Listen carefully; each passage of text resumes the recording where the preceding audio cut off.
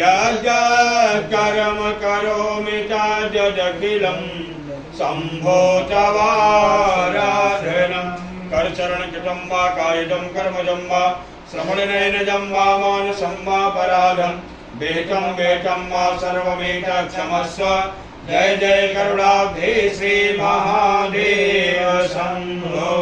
मुखे ते ताम्बूलं नयनयुगले काजलोकला ललाटे काश्मीरं विलसति गले मौक्तिकलता पुराकाची साटी प्रथुतटे कटे हाथ कमयि भजामस्त्वां गौरी नगपति के